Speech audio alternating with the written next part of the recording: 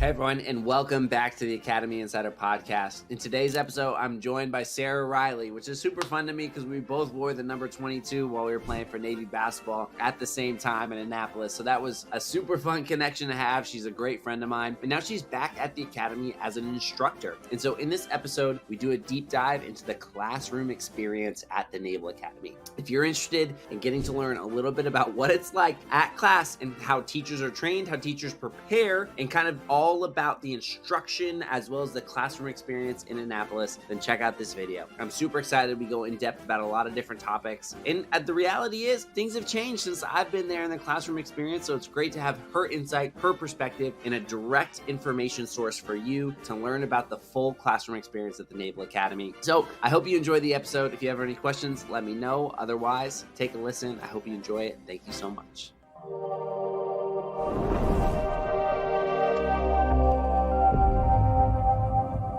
The Academy Insider Podcast is sponsored by the Vermeer Group, a residential real estate company that serves the United States Naval Academy community and other select clientele in both California and Texas. If I can ever answer a real estate related question for you or connect you with a trusted Academy affiliated agent in the market which you're in, please reach out to me directly at grant@thevermeergroup.com. You can also reach out to me on my LinkedIn page, Grant Vermeer, and I'd be happy to respond to you there. Thank you so much. And now let's get back to the episode. All right, hey everyone, and welcome back to the Academy Insider Podcast. Today, I'm joined by a very special guest, the double deuces in the house, the Navy basketball 22 pairing, Sarah Riley. Thank you so much, Sarah, for coming on and providing a little insight to the Academy Insider audience on all things Naval Academy. And if you don't mind, just giving a quick background about, again, who you are, where you're from, how you ended up at the Academy, and now what your current role is back at the Academy. My name is Sarah Riley. I was born and raised, I'm the fifth of six children out of Cincinnati, Ohio. I ended up at the Naval Academy because I was recruited to play basketball, which was an opportunity that I had no idea the doors it would open and the growth it would provide. And I graduated in 2018 with an undergrad in ocean engineering, went on and I did the Bowman Scholar program. So I was lucky enough, I went straight out to Monterey, California, got my master's degree in mechanical engineering in 2019. Did the nuclear training pipeline, and then got my first duty station, the USS John Warner, Virginia-class fast attack submarine out of Norfolk, Virginia. Did a pretty cool EUCOM deployment on her while Russia invaded Ukraine back in 2022. And now I'm back in the department that raised me, teaching alongside what were my professors, now my colleagues, back in the Naval Architecture Ocean Engineering Department in Rickover Hall, which has been awesome. How's that feel to now come back? Do you still feel weird and like want to call them sir and ma'am, and they're all like, "Hey, no, Sarah, it's fine. We're colleagues now." How's that transition and experience been? There was definitely a threshold of understanding, I would say, where at first I'd like call them Professor Blank, and then they stopped responding to me when I would call them Professor, because my two research advisors actually from my undergrad, Professor Mooring and Professor Schultz, now Mike and Sarah, I've been learning my ways. They are still there at the Academy. So that's been super fun. And then I also have kind of trolled them a little bit. So I still have my Midshipmen blues. So my, everyday Midshipmen uniform, as every good mid should still have 6 years later. And so on Halloween and on April Fools, I decided to just wear that as a uniform of the day. And the first time I did that, they did not know it was coming. And so I walked into their office and asked for EI, and they started to offer it to me before they looked up and realized who it was and who was asking. They saw the black pants, black shoes, and they were like, "Oh, here comes another midshipman."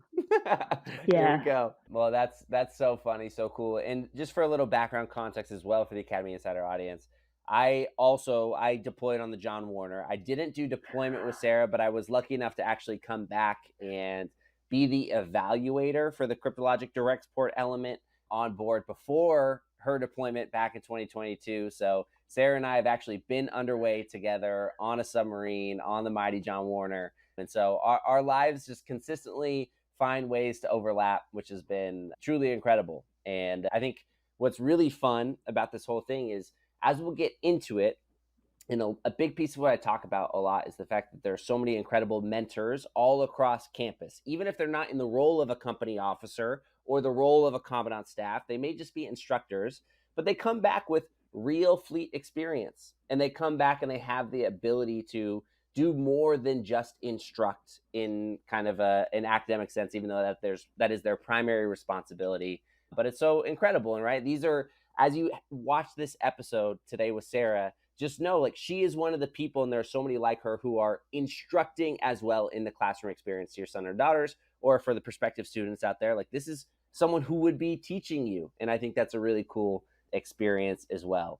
And so as we make this transition, this will be a focus on the classroom experience about all things in the Naval Academy. And so with that, I do want to start about your preparation to become a teacher actually a little bit. And so what was your training process about how to become a teacher? Because you go from being a submariner, obviously you're extremely smart, but teaching at a college level, I'm sure, is a very difficult transition. So what for you was the process of transitioning into becoming an instructor? So as soon as I had the orders in hand, the mindset starts to shift, right? So internally, I feel like I did some preparation as far as reaching out to the department, figuring out what class they thought I was going to teach.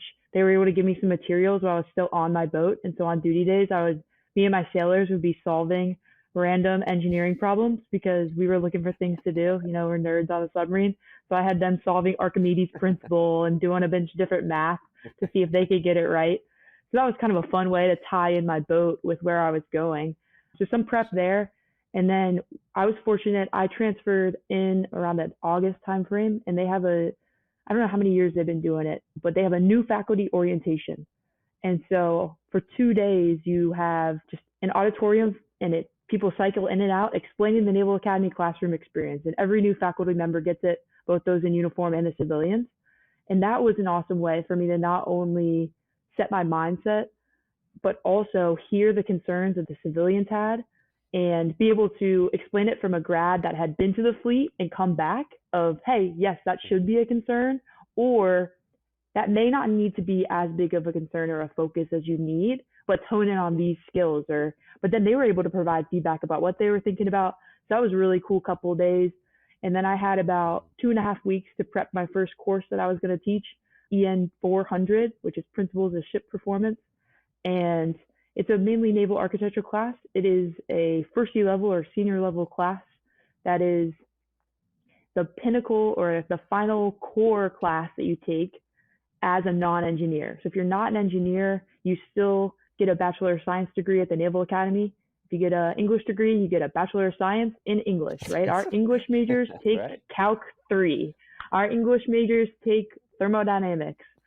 So sometimes by the time they get to EN 400, or what's informally known as boats, they are a little bit scared of Rick overhaul. So it's a really cool, I love the course because I'm able to really tie in my Navy experience. So I had enough time to look at the curriculum and stay far enough ahead of the mids and tie in my sea stories to really drive stuff home.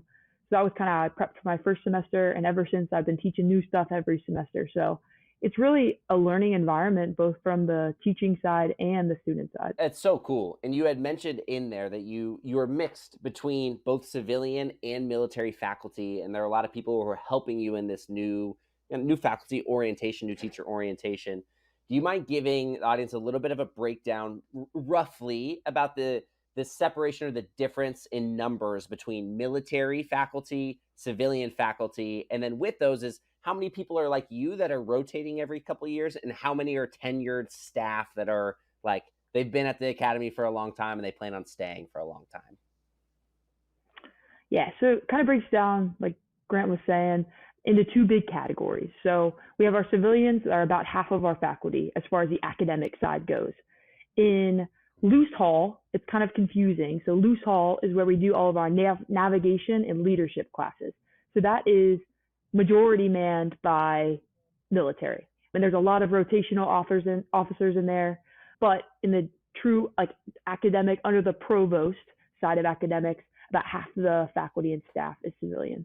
And it's awesome. You know, the exception to the rule is not having a PhD. So, you know, sure, pretty much everyone's a doctor on the civilian side and more qualified than the next. And also really, they have the buy-in to the academy. There are unique opportunities and things that they sacrifice by teaching at the Naval Academy. So our civilian staff is awesome. It's been awesome. It's really cool to be back here too, to be back teaching with civilians and get the perspective of civilian engineers. My department particularly, it's part of the reason I came back. The civilians were still here that were here when I was in mid. And I remembered them and I stayed in touch with them and I'm back and I'm excited I'm back. From the military side, it breaks up into really two big categories. So there's the permanent military professor or permanent military instructor, and they get long-term orders.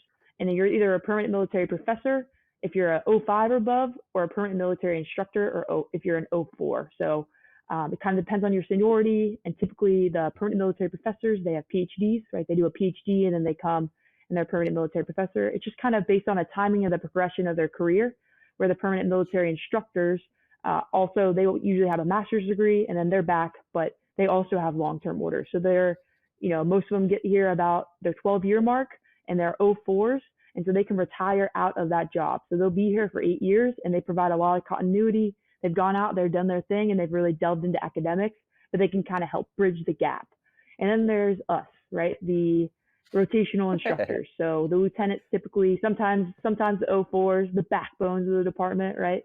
The ones that bring the energy from the fleet, some creative new ideas. I would say that we are in touch with the fleet where we can drive the innovation of what they'll see out there and how do we relate that to these higher level academics. So in a typical department, I would say there's, depending on how many lieutenants there may be 3 or 4 lieutenants that are rotational. There's usually a few PMIs, a few PMPs, and then that will make up, so the military is about half of it, and then the civilians are about half. Yeah, no, absolutely. So thank you for that rundown. And again, it's one of these really interesting things that are so unique and so cool about the academy experience. And I think having, right, like you're saying, that rotation, the rotational instructors that come in every couple of years and bring that fleet experience and bring that fleet perspective, that make the Naval Academy classroom experience more than just the academic side is really cool. But for you, again, as someone who's coming in with zero teaching experience whatsoever, standing in front of a 400 level class, like a class for first class senior midshipmen in their 4-year university, was it nerve-wracking on day one? I want to start transitioning this conversation now into actually being in the classroom at the Naval Academy. And for you on day one, how are we feeling? Are we nervous? How large is the section that you're teaching? How long are the classes? What are you preparing for on day one? And what was your mindset going into the first day of teaching? I will tell you, I walked in on the first day and I just really couldn't believe that I was going to be in front of the group. I didn't teach till 5th and 6th, also the first day of class, my first semester. So I had to just sit there. So I guess we can talk a little bit about the school day. I don't know if you've covered it before, but school day starts at 7:55, the first period. It is intentionally at 7:55 because colors goes on base at 0800. And so we get everybody into the classroom so they don't get caught outside by colors and then have a delay to start a class. So class starts at 7:55. A typical class is 50 minutes long. So you're going to have 7:55 to 8:45. Then you have a 10-minute period to change courses. And then you're going to have 8:55 to 9:45. There's 4 in the morning that go like that.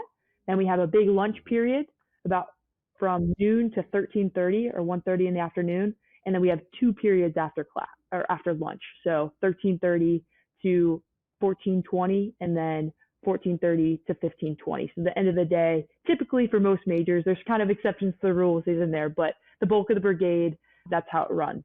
Most classes, if you have a lab, that will be 2 of those periods. So it will be an hour and 50 minutes. If not, you'll have a 1 class period class, depending on the type of classes. I've taught both. Some of our classes will run, it's like a typical college. Some of our classes will run Monday, Wednesday, Friday, and it'll be 1 period. If you have a lab involved, maybe it's a 4-credit class like that EN 400 boats class I was talking about, we have a lab. So we have, right now I'm teaching on Monday, we have 1 period. On Tuesdays, we have a double period lab. On Wednesdays, we have 1 period. And then on Friday, we have 1 period. So we don't have anything on Thursday, but we do have that lab period. So we have 5 hours of instruction total for the week. So yeah, I didn't teach till that 5th and 6th period on the first day. So I just got to sit at my desk and hear everybody else about what they think the pulse of the brigade is and how they think this academic year is going. And everyone's passing me, oh, how was your first class? And I'm like, still waiting. Hasn't happened so yet. I finally get in there. Yeah, it hasn't happened. So I finally get in there and I once again, it was just a surreal moment. I have like the most beautiful corner classroom on the side of Rickover, like beautiful view of the Severn. I'm like looking around, like mids are starting to come in. And then I realized that the instructors that I got the most out of at the Naval Academy were just really present and were there and were themselves and they were competent and they were excited that I was in class. And that went a long way. So I just kind of took a deep breath. They kick off class at the beginning of class at the Naval Academy by calling attention on deck. So for those of you out there that have no idea what that means, if you ever find yourself in a class at the Naval Academy and you don't know what's coming, you're going to be very confused. But essentially at the start of every class, someone calls attention on deck to get the class oriented, ready to start class, and everyone stands up, stands at attention until the instructor, whether civilian or military, it happens in both sides, until they say, carry on or take your seats, whatever it may be. It really gets the class ready to go, ready to learn, get back in your seats, ready to start class. That also happens at the end of class. It's the same type of thing. It's how we start and end classes at the Naval Academy, which is a very unique nugget.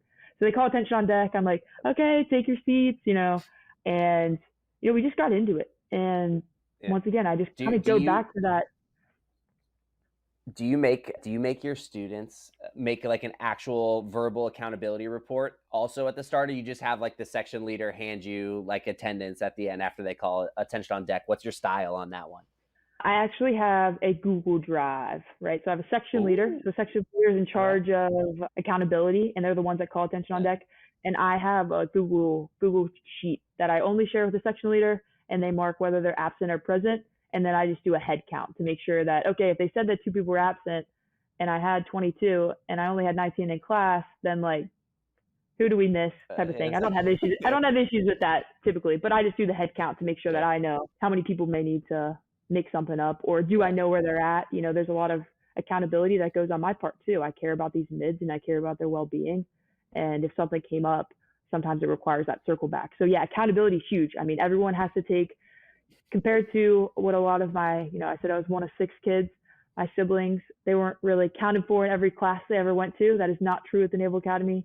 You were either in class or you had something in your table of priorities, which is outlined for the midshipmen, that is higher than class, which I'll tell you, there are not many things that are higher than class. So usually they're in class or have some type of excusal. And I drive a lot of proactiveness with the, if you're going to miss class, let me know. Let's get ahead of it. We can talk more on that. Yeah, no, absolutely. And I just realized like how old I am. Because of course having a shared Google Sheet Google Drive makes total sense. When we were back there 10 years ago, we were the section leader was like literally doing it in pencil. I was like, man, there's some times where I don't feel too old. And then I like realized that and I was like, oh yeah, no, that was 10 years ago. It's a little bit of time now. It's definitely different. Google Classroom, I didn't know what that was. That's been a learning curve. Phenomenal product. Really like it, but I was like learning it along the way. So there's definitely some things that feel the exact same thing, but some things that in execution feel a little bit different. Sure. Absolutely. And teaching 5th and 6th period can sometimes be a little bit different because 5th period, they have the lunch beforehand. So there's a long period of them to show up on class on time. But I always remember hating classes in Rickover. No shade to Rickover, my guy. Because like a lot of times I was in 8th wing. And so for anyone who's not super familiar with the Naval Academy campus, is that Rickover is on the complete opposite, like as far away as you could possibly be from my room where I lived. And so like going from swim class to like an engineering class in Rickover or something, there were times where I was a little tardy or would show up late to class. So in your case, how have you dealt with midshipmen who arrive a little bit after the prescribed starting of the class period? So once again, I like to treat the mids like they're JOs, junior officers. For my strategy or my take on it is if it's egregiously late and they show up with like lines on their face and they were probably asleep somewhere, whether it's incidentally or on purpose, that's a conversation to be had and probably something that goes in the attendance report. You roll in. If it's somebody that comes in and they have, their sweat's dripping down their face or their hair is wet from the swim pool, or we have the conversation. So I always open up on that first day of class of let's be adults about this, right? There are going to be things that come up. If you know it's going to come up every week, let's talk about it and see if there's any ways we can optimize that time switch for you. Sometimes if it's Lejeune Pool all the way to Rickover, like I don't care how fast you're going, you're probably not going to be there in that 10-minute swing. But making sure, okay, what does that mean for you? Don't be disruptive when you come in, right? If I know you're coming in a little bit late, like get in, sit down, don't disrupt what's already going on. I understand that. I also am a big proponent of, hey, if you're stuck in medical and you're going to be 10 minutes late, shoot me the email while you're in medical, right? Then I know it's timed. I know that that's where you were. I hear you. I see you. I'm not looking for you at the start of class. I see the email. I know you're coming late. All good. We're being adults about it. For firsties, they have a lot of watches that they stand that might pull them out of class. So they have a lot of things they're juggling. They have squads that things come up all the time. And I don't need to be all up in their business, but I do want them to know that they need to communicate if they're not going to be at the place that they're supposed to be on time. So I would say in general, that has really carried for me, and I've never had issues with it because we talk about it like adults. And it also usually resolves itself in a way that they're on time. No, 100%. And I love that. And that was a big thing. That was something I always respected with a lot of professors. And I think that's the general consensus across the board. And it's just a good life lesson. Again, getting ready to go into the fleet, which is just, it's proactive communication, right? When there's not proactive communication, that's when things start to get fishy, right? Because again, you have responsibilities, you have things, you care about the midshipmen and where they're at and what's going on and everything of the sort.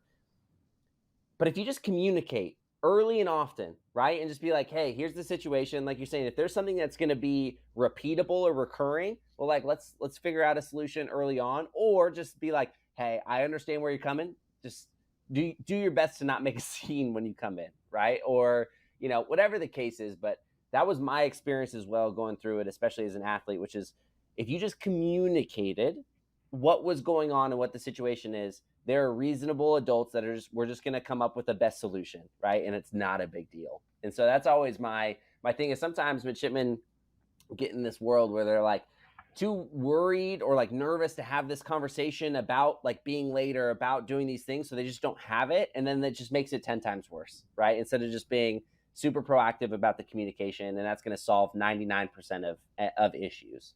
Amazing. All right. Well, let's jump in. This is going to be a fun one. Especially because I've been plenty sleepy in a classroom before. I've been plenty sleepy on a submarine before.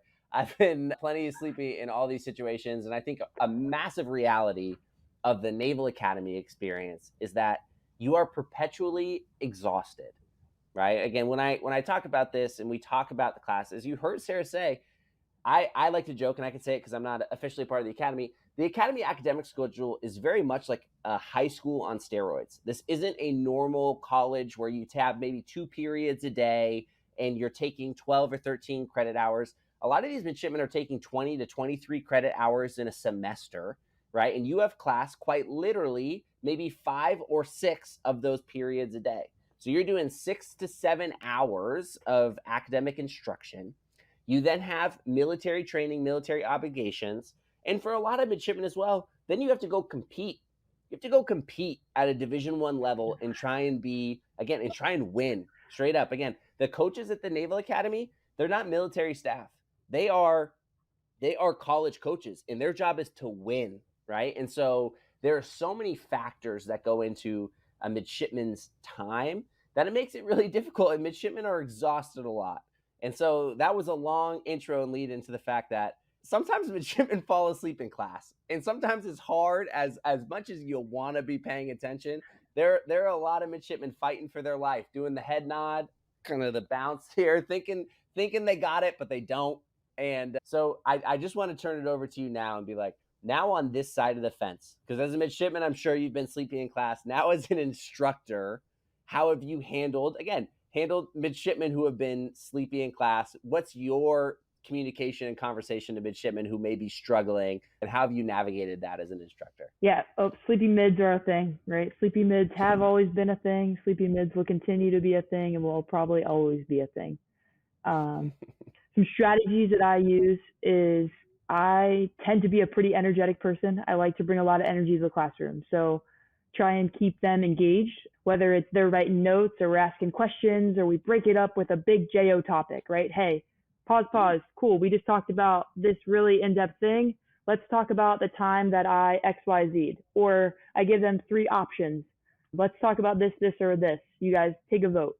So try to bring the energy is kind of my initial shield that I use to try and combat it the best I can. The reality is that shield sometimes works, and sometimes it's just going to be one of those weeks that I'm going to have a lot of sleepy mids. So a short-term solution that I use is the candy warhead. I usually have at least a couple of warheads in my pocket. I also use this on my boat, right? So if people were tired on watch, or if they were just the watch, the 8-hour watch felt like it was about 15 hours.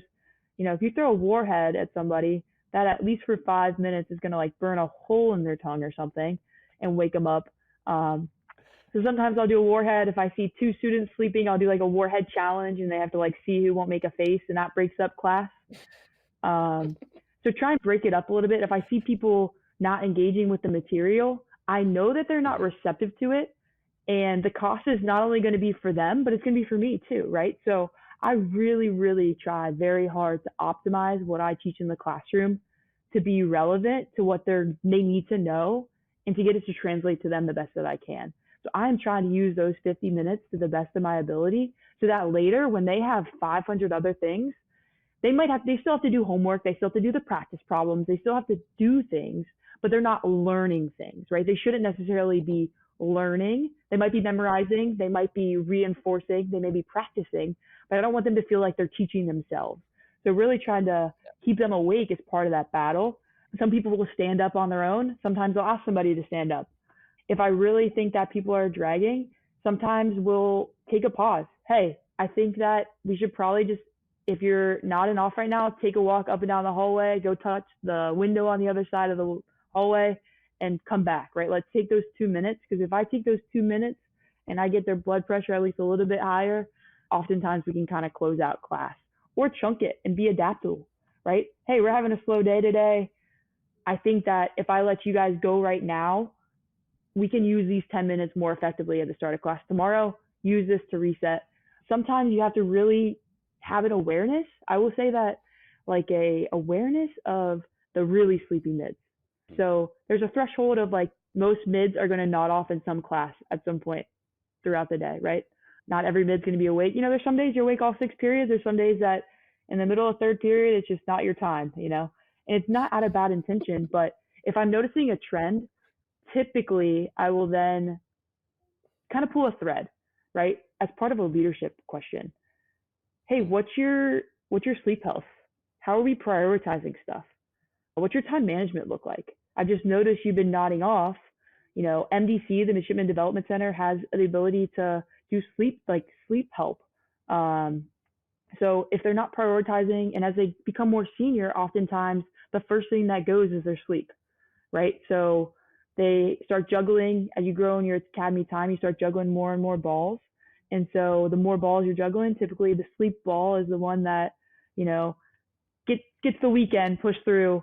You got to get through the academic stuff like that. So pulling the thread on that to see if we can just identify some stuff to get them the sleep that they need, or probe on how much sleep they're getting to see if is it diet related? Is it a crash from an energy drink? What's causing, if I really see that there's a trend, and then if it's affecting their academics, right? There's some students that they might nod off here and there, but they can still retain and get the information they need, and they perform. There's other students that's just really not the case. No, absolutely. Energy drinks are a real thing in the military. I never got it. I was luckily able to stay away from that whole trend. But the whole military, the whole energy drink thing is for real. Are you an energy drink type person, or are you? What's your situation?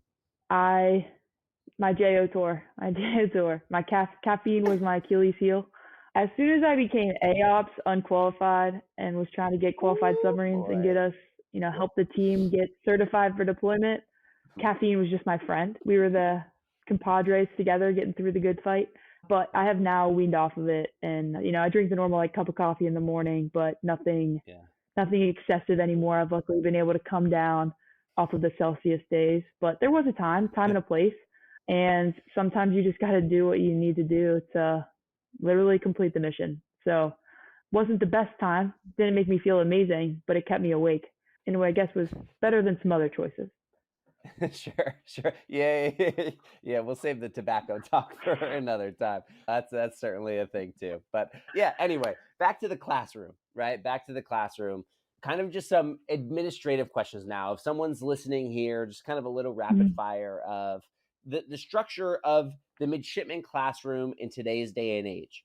How are midshipmen taking notes? I remember, again, we were issued a laptop, but still for a lot of times I was kind of a handwritten note person. Have we shifted to some of the laptop or like an iPad slash tablet? What's allowed in the classrooms, and what do you see commonly from midshipmen as it relates to note taking in the classroom? Yeah, it's definitely changed. So the iPad kids are real. I kind of dog on them a little bit sometimes, but in year two, I've become more and more of an iPad kid myself, so I can't dog on them Okay. as much. But yeah, so I would say our classroom is evolving. Mhm. It is, a traditional classroom sense where we have desks, chairs, projector, chalkboards. The chalkboards are still around, Mhm. which is pretty cool. I love the Good. chalkboards, love Yeah, a good I love chalk that. talk. So traditional in that sense, it's fun. But yeah, a lot of iPads, a lot for note taking. I found that I think that it was COVID really that made this environment that had all the instructors had to post everything digitally to give students access to it. And so because of that, a lot of them got iPads and they can just do it all digital. In Google Classroom, you could submit it digital, right? I can do a lab all digital, and it saves a lot of paper. There's a lot less paper. I can grade their digital, like it's their handwriting, but I can grade all the digital submissions. Um, so yeah, still issued laptops. Everyone's issued in the laptop. I would say they're not issued iPads by any means, but a lot of midshipmen do opt to an iPad type of setting, Sure. and pen and paper. So it kind of depends. I would say I always have like a course policy that says, you can use all these things and I think it's phenomenal and I think that there's a lot of great things, but it's also very easy for me to tell when you're doing something that doesn't have to do with class. It's just not hard for me to notice when you are, typing on your iPad or you are furiously like really getting after an email and I have a PowerPoint up and there wouldn't be any reason for you to really be typing. I don't know the last time somebody like typed notes out to a PowerPoint. So I always have the clause that says, "Hey, I'll make you go stone and chisel if you refuse to pay attention with what you're doing. I want you to use what's good for you, but also understand it is a distraction at times." Our Center for Teaching and Learning is also a phenomenal resource that has some really cool stuff that I've been experimenting with a little bit to kind of jump into the new teaching age. So they have loaned out to me for this semester some clickers, and it's just an extension that can go onto PowerPoint. And I can live pull my students off these clickers, whether it be a multiple choice question, free answer. It's like a little BlackBerry. Looks like Mhm. a BlackBerry back in the day. Yeah. And so that's a pretty cool way to like engage the students, do technology, or even just like, hey, I put a poll of like, how are you guys feeling today? Right? Like, I am feeling ready to learn. I am just here because I have to be here. I'm actually like pretty tired or like indifferent, right? Like, I'm here Yeah. and I don't feel anything. So it's cool. You can do a lot of live feedback, and that's been a really cool thing from the Center of Teaching and Learning that I've been kind of expanding in my classrooms and getting ready to experiment with this semester here. No, I love that. Way cool. I mean, so many things that are just enhancing the midshipman classroom experience, which is incredible, right? Like, and it's, as times change and things adapt, like again, we just have to continue to evolve and improve, right? It's just that simple. And so that's a really interesting kind of insight into the perspective. And then kind of the last admin question, as someone with a tiny bladder and who is constantly hydrating for sports game, for sports practice, etc., to get ready to play basketball. What's the midshipman policy as it relates to going to use the restroom during class? Is that something? Is there a blanket policy across kind of departments? Is it up to the instructor's choice? Kind of, are you just like, hey, again, kind of like be an adult about it, just go and come back, or is this something that you kind of like someone has to request permission to kind of exit the classroom? How have you handled that in your classroom? Once again, this is one of those kind of first day talks of, hey, if you need to use the restroom, go use the restroom and come back. Don't use the restroom. Don't start class, leave your backpack down there, come back 10 minutes into class and not use your time right. So I don't ask them to tell me they need to use the restroom, whatnot. Sometimes I'll have times where I'm like, hey, this is one of those, like, if you need to use the restroom in the next 3 minutes, you should go. Cause like, we're going to do an example problem. And then by the time you would come back, if you do it 5 minutes from now, you're not going to get it. And it's going to require extra instruction later. So I try and provide them those cushions if I know that it's something that I really don't want them to step out for. But at the end of the day, I would say I don't think that anyone restricts a midshipman's ability to step out to use the restroom. Sweet. I love it. And I'm glad we asked that because you used a term that you've used previously in the episode, but it's kind of going to be the follow on and kind of the finish out of this episode. And that's this idea of extra instruction. And so what I want to focus this conversation on, and we'll get into specifically what extra instruction is, but basically extra instruction will come from a midshipman who may be struggling or lacking the understanding or not understanding, again, a certain aspect of the instruction that is happening. And so I'll start with kind of a higher level idea, which is, what are you seeing as an instructor now as midshipmen are coming through your classroom? What are you seeing that is causing some midshipmen to excel and others to struggle? And then with that is, with struggling midshipmen, this is kind of, we get into the EI section. How have you helped address that? And what resources are available to midshipmen who may be having a harder time than others in the classroom? So, there's going to be classes that you may be a great student and it may just not be your thing, right? So I think that the biggest thing I see with students that struggle is that they are very reactive instead of proactive in the classroom. So they know that they don't understand the concept, but instead of getting help before an exam that's going to be 20% of the course grade, or a lab that's a big lab report, they get the bad grade and then they start talking about it. So I think that that's really what drives the biggest struggle. If you know that that's where you're at and you come before that exam, you go to the writing center, which is a beautiful resource, before you submit that paper. Yeah, so the biggest reason that mids I see struggle are that they're being reactive when something happens instead of being proactive. So they have the big exam and they get the bad grade, and then they come talk about it. Or they have the big lab report, they don't go get help before, they don't ask questions, they submit it, they get the bad grade, and then they come talk about it. Where the students that may not be understanding as much in the classroom or before, but they see more success, is typically they proactively, hey, I need that extra instruction. So EI, or extra instruction, is just time coordinated with your instructor or your professor, whoever's teaching the class, or maybe somebody else who's teaching the class in another section, right? We offer that too. Is, hey, I don't feel like I understood the way this person explained it. Sometimes people will come to me and say, hey, I'd love to have a JO explain it to me. I'm like, okay, sounds great. Let's do it. Sure. So extra instructions available. So being that proactive student, being engaged in the material, asking the questions live, right? You get out of a lecture and you do not know the answer to a question, or you are confused by something. You just hang back for a minute or two and ask that question to the instructor right there, right then and there. It's hard to do, but pays off a lot. So extra instruction, we have tons of programs at the Naval Academy to help students in the classroom. So not only extra instruction with professors and instructors around the yard, we have MGSP, Midshipman Group Study Program, which is for the midshipmen, by the midshipmen. And there are people who have already taken the course, and then a couple nights a week, depending on the periodicity of the course, or, the bigger courses might have a couple different ones. These midshipmen are in certain classrooms, and then mids who are in those classes can go ask another midshipman who's already taken the course questions, which is an awesome peer-to-peer leadership thing. And I would say a unique thing about the Naval Academy that we have that live, and that it's constantly happening for a bunch of our classes. We also have the Academic Center for Excellence, and that is funded through a Naval Academy class, and it provides a lot of nighttime help, and the writing center. So the writing center is a typical writing center, just like any other institution has, but I would say that, they go the extra mile because they understand how mids work and how efficient we need to be in that writing process. That is definitely a unique aspect of the Naval Academy, that we get a paper and we get it assigned, and you'd think it's 2 weeks away, but that 2 weeks of time, in reality of midshipmen, the amount of time that is occupied in that 2 weeks is way more than a lot of other institutions. So although it may be 2 weeks out, that window that you have to actually truly hone in and work on that assignment is different. So our writing center is phenomenal. Really great. We have librarians that are assigned to each department, help with honing students in on good research products, or different sites they can use to use verified information, finding the right book, and they're there with the mids at 10 p.m. in the library, ready to help.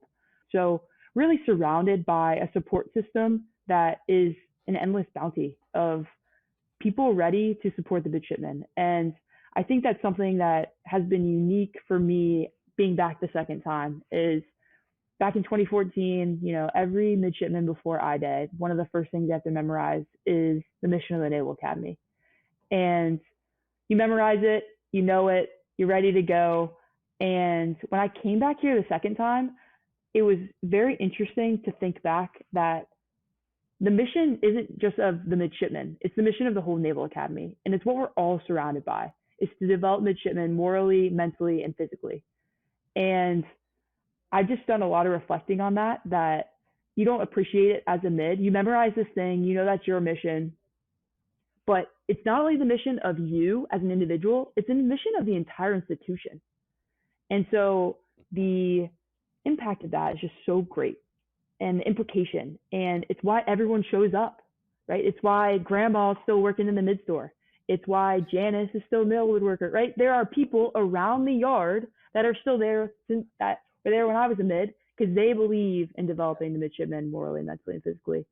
And all of that support system in the academic realm is geared right towards that. I'm so glad you said that, because I love every bit of that. That's been my big whole thing with Academy Insider. What separates, again, a service academy from another type of education in a really positive way. And it comes down to the mission of the place, right? Like you're saying, yes, it's a personal mission to develop yourself in those ways. But exactly like you're saying, you're surrounding yourself and you're putting yourself in a location where every single person who is there is truly invested in the benefit, in the development, in the support of the midshipmen who are going through the experience, right? And so it's a really cool thing. And like, even for me, some anecdotes that you're talking about of like MGSP and EI, when I was a firstie, second semester, first year, I had pretty good grades. I think I graduated with like a cumulative. Well, I'm not off to a good start here, and I can't even say that word, but somewhere in like the 3-4 range, right? So I got like good grades. I wasn't a 4.0 type person, but I got good grades. And second semester, first year, I wanted youngsters on Fridays. So this term youngster for everyone here, like, yes, a youngster is also a third class midshipman. But when we're talking about the academic world, a youngster is meaning you have 0 afternoon classes on Fridays. So when you're a firstie, you're able to start Liberty after your last military obligation. And so if you don't have class in the afternoon, your last military obligation is that noon meal formation. So you can eat lunch and go, right? And so I was like, all right, I want no classes on Friday. I played 4 years of college basketball. The only thing I want is to like have long weekends. I was like, I just want to get out of here, right? And so as a result, the only elective I could take as a cyber operations major was this 400 level computer science class called, it was all about parallel computing. And it was like way above my level of computer science knowledge, because the cyber operations major, for everyone who's listening, it's a really multidisciplinary, it's an incredible major, but it's kind of a jack of all trades major. You take multiple classes in electrical engineering, mechanical engineering, computer science, information technology, all of the different things, even some law and like psychology classes as it relates to social engineering, like a really cool interdisciplinary major. But I was in no means like a really good programmer. And so here I am in like a 400 level computer science course, so lost, just like so lost. And I did it because I just wanted a youngster on Friday. And so going into, as you're talking about like being reactive instead of proactive, my proactivity that early part of the spring was get out on Fridays. I was like, yeah, I made this choice for a reason. Like, I'm taking my liberty. And so I'm like at the 12 week mark with a D. And I'm like, oh snap. Like, if I fail this course, I might be a late grad. I was like, I can't do that. I was like, I'm A's and B's my entire time. I have a D in this class. And I go to my guy, Carl Albing. He's a computer science professor over there.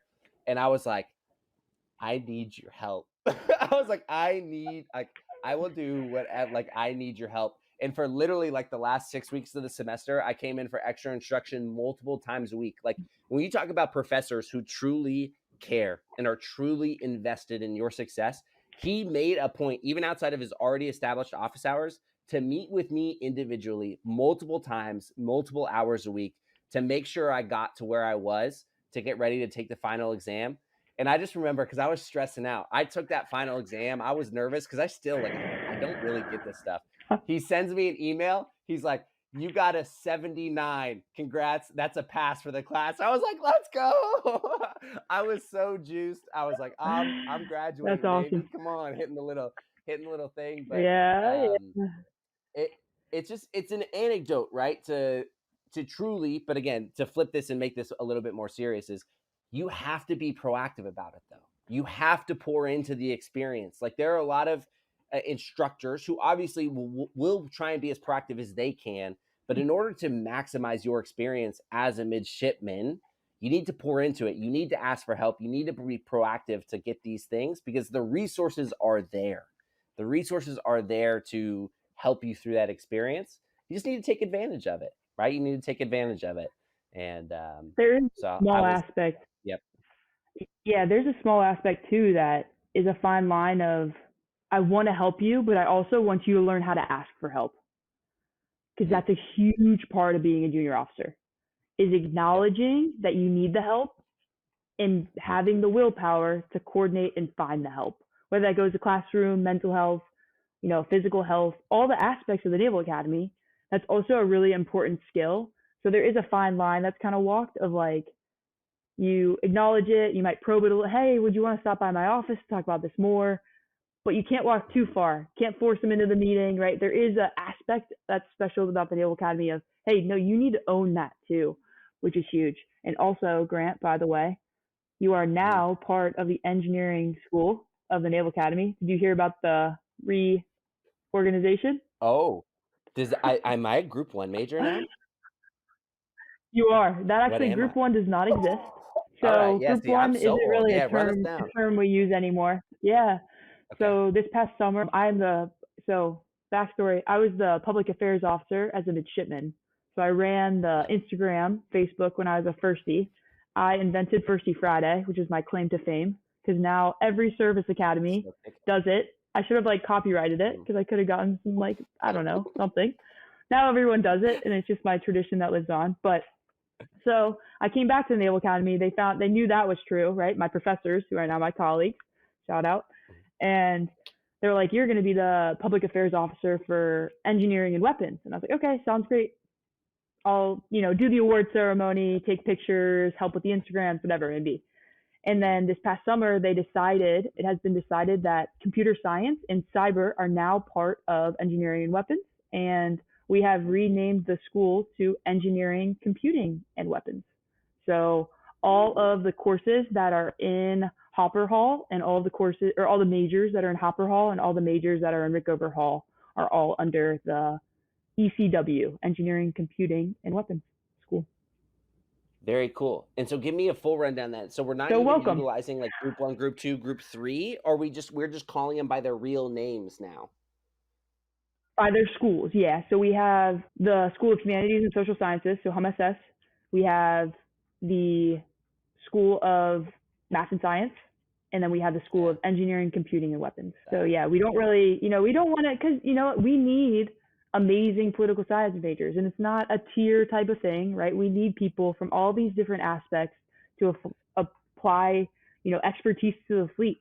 I promise you that I don't write as good of a paper as my friends, Sarita Jo Condi, who was an English major, right? She could write way Shout out. better papers than I could, but teammate, right? But I could solve thermodynamics better than she could, right? So whatever it may be, you got to balance it out, and that makes us a stronger fleet. That's why we offer all of the majors at the Naval Academy, but they're all technically based. Back to that, we all get a Bachelor of Science, Sure. no matter your major. Mm-hmm. Yeah. No, phenomenal. I hadn't ever even thought of it as what's funny is to me it's such just like a objective term. I hadn't even thought about it as like a tiered 1, 2, 3, but I get it. Like I get it. And so wow. All right. There we go. Learning more about the schools and majors. So that's exciting. And thank you for that insight. Yeah. And that is exciting. Now we're really homies. Engineering, computing, and weapons. Come Yeah, on now. there it is. What's up? Yeah, we got a new logo Yes. going. All right. I love it. All right. Well, a couple final questions. And this one relevant to us, especially as varsity athletes that both you and I were, and especially basketball. We were talking about this even before we started recording, which is that basketball's tough because in season we play Wednesday, Saturday. And so if you ever had a road game, you would usually leave Tuesday, like after lunch, to get to where you're going and then stay the night and then prepare to play a game on Wednesday evening. And so you'd miss all of Wednesday class, Tuesday afternoon class. And then in a lot of cases, if you had a Saturday road game, you would get back on like, Thursday morning at 3 a.m., go to class Thursday, but then it would be the same thing on Friday. You're out in the afternoon to go travel to your next game. And so you can end up missing a lot of class as a result of varsity athletic travel or just any kind of ECA travel. So the question back to you is, for those varsity athletes or for those midshipmen who are on movement order, how do you handle midshipmen who are not going to be present in class, especially because we've spent a whole ton of time talking this episode about, the importance of being in class and the academy putting high accountability on midshipmen being physically in class? So midshipmen being in class is a very, very high priority. But the reality is that no different than in the fleet, you got a lot of things you got to prioritize. And sometimes we do compete at the Division I athletic level, and we got to travel for those games, right? Turns out Holy Cross is not very close to Annapolis, Maryland. So the reality of that is that people are going to miss class for sporting events. And so what I do is I have a student intake form beginning of the semester to kind of get a demographic, figure out who is in season, maybe big leadership roles they have with their clubs, right? Because that could also provide them or afford them to be away during the school day, right? If they have big movement orders they're doing with different things, right? And then have the conversation on that first day. Like, right, my first day is very much like, let's be adults about this. And if you're going to miss class, right, if the assignment's due that day you're going to miss, it's still due, right? You don't get an extension because you're going to miss class. It might seem silly, but it's really to keep you on time, because otherwise everything just starts getting behind and you're going to have more competitions and you need to keep yourself on that schedule. So, if you wait till last minute, only takes a minute type of thing, a lot of midshipmen have a lot of that, get it in at the last minute because I can, and that last minute's going to be when it's my last minute. So driving that home of that accountability, or, hey, I understand that's my policy, that's my upfront, but if there's an extenuating circumstance, we have 2 away games this week, then let's sit down and make a plan before that even happens and remove that stress from yourself. And once again, I really try to drive them to be the problem solver, right? Don't just give me the problem. Come to me with an initial solution that you have to the problem, right? Like, what do you think is a good idea? What is reasonable? What is fair? What is going to, not give you an advantage or a disadvantage to your classmates, but also take into consideration that you're going to be sleeping on the bus on the way back from Bucknell, that you're going to be doing this extra thing, right? So having that conversation to really drive that, and then drive that email or that correspondence that happens ahead of time instead of reactive. They're going to miss the lab. Okay, we're going to miss the Thursday lab. We also do this lab for other sections on Tuesday. Can we get you in that lab? It's a better experience for you. You're going to get more information because it's trying to get you to understand more things about this class. So doing that.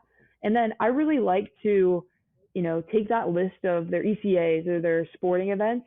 And if I know that they're competing, be like, oh, how was that game last night? Right? Did you guys win? Usually I look up the score if they won and then I ask about it. Or I'll be like, hey, it was a tough one last night. Like, you all right? Are you ready for practice today? Are you drinking water? You can kind of have that banter back and forth, because then they get to buy in. They are student athletes. We have 1,400 student athletes in the Naval Academy, right? We have over 30 Division I varsity sports. The reality is it's a huge part of our population, and they have the least amount of time on their hands. And they're trying to balance a lot of really big things. So driving that, but also kind of, you got to let them learn too, right? You got to let them learn that sometimes they are going to have the perfect solution and it's going to be this beautiful thing. Other times they're going to miss the class, they're going to do poorly on the quiz, and we're going to have to do that reactive process instead. But really having more of a sensitivity to the people that are missing class due to that stuff, to grab it early and try and drive that conversation if they don't feel comfortable initiating it themselves. I love it. And agree wholeheartedly. Well, this is perfect. I just want to say thank you so much for taking the time to come on and talk about the classroom experience here at the Academy. As we start to wrap it up, I do just want to give you just one opportunity. Again, a big piece of what I'm trying to do with Academy Insider here now as well is really, again, just highlight all the amazing aspects and benefits of the Naval Academy experience for prospective high school students. So I want to turn it to you to allow you to give your best recruiting pitch of why a young man or a young woman should consider applying and pursuing an education at a service academy, and specifically the United States Naval Academy? World-class education. It's top of the line. We're on the front edge of research for our nation. We are, fully accredited. We have a bunch of different majors, one of the top engineering schools in the country, if not the world. I mean, there are professors at the Naval Academy that have written the textbooks that govern the, laws and different equations or the policies that we follow. And you're just surrounded by people that are surrounded by the mission of the institution, which is so unique. It comes back to we are all there to serve the midshipmen. And the reality is that we don't have a grad school at the Naval Academy, right? We have the Naval Postgraduate School, separate institution, also higher level education, but it's not on campus. So that's a very unique thing that provides midshipmen the ability at the undergraduate level to do really cool research, because all of the facilities surrounded, instead of being for the grad students, are for the midshipmen. And the resources are just phenomenal. I mean, we have wave tanks. We have a wave maker, shout out Naval Architecture, Ocean Engineering. It's 380 feet long in the basement of Rickover. It's longer than a football field. And the ability to just do all these different things and conduct all these different experiments, and midshipmen are the ones working hand in hand with these, doctors, doctorate level professors that are publishing work that is recognized on an international level. And it's the midshipmen doing the work instead of the, grad students, things like that. And the cool thing is that there's so many classes that you're going to take with your whole class, right? That's another very unique thing about the Naval Academy. You're going to be put into a physics class with our maximum class size of 24, usual around 18 students, right? 18 midshipmen is the average class size. You're going to be put in this classroom and you're going to take Calc 1 with a different group of people than you take Calc 2 with, and Calc 3, and physics, and chemistry, and everyone's going to take it in your whole class. And it's this bonding experience that you're all learning these technical things, but you're doing it together. And it provides a teamwork aspect where you're not only evolving intellectually and as a leader in Loose Hall through navigation and leadership classes, which are also a very unique thing that you will only get at a service academy type institution, but you're doing it together. And you're all one team trying to get through this common goal, through this common core of academics. And then you also get to branch out into your major. Yeah, absolutely. I love it. Well, Sarah, thank you so much for joining us today and sharing your insight on all things classroom experiences at the Naval Academy. You're the best. I genuinely appreciate you taking the time to do this. This is so cool, so kind of you. And so, yep, thank you so much. Do you have anything else you want to leave? Any last parting thoughts or things you want to say before we wrap up? I guess my one story of, I know you talk about little moments a lot, I believe. Little things that change the trajectory. Yeah. So my second semester of teaching, I had another section of boats. And this first class comes up to me at the end of class and says, "You're never going to believe this." And I never really like when a midshipman leads off with that, but he goes, "You introduced me to the Naval Academy." And I was like, "Okay, Ian, what do you mean?" And in high school, back in 2017, I went on Op Info back to Cincinnati, Ohio, and introduced the Naval Academy to this midshipman. And then, fast forward 2024, 6 years later, he was sitting right in front of me as a first D, Marine Select, getting geared up to go to TBS and about to learn from me for a semester. And I just couldn't believe, I never thought about it. I went on Op Info so that I could go home early for Thanksgiving, right? You go on Op Info to, right? Extra liberty. You're trying to get out as much as you can. And you promote the Naval Academy, and I took it seriously. I took it very seriously, but I never imagined that 6 years later, one of those high school kids that I didn't know their names at the time would be sitting in front of me as a first class midshipman. His little brother is there now too. Just one of those small moments that I never would have imagined. That's so cool. I love that. Thank you for sharing that story and that experience. And again, it's a really cool thing. And to me, that's why I'm so grateful people like you are taking the time to come on and shed light and a little bit of insight and a really transparent look at the whole experience. Because there is a high school kid out there in the world. There is a young man or woman somewhere out there who the academy would be an incredible place for him, and they just don't know about it yet, right? They just don't know about it. And so having this opportunity to go out and tell people about the whole experience and highlight all the amazing benefits to get people curious about the academy and like bring them into a place then, like you're saying, where the mission is about development, about instilling these people with a sense of service that is embodied by everyone, right? And there's just a whole atmosphere and environment of wanting to be of service and wanting to help people and help the development of all the midshipmen going through. So it's so cool. I really appreciate you sharing that anecdote. That's really cool. And what a fun experience, right? Like that's like one of those where you're like, It was crazy. holy smokes, right? Holy Yeah. smokes. So amazing. Well, Sarah, thank you so much. I really appreciate you taking the time today.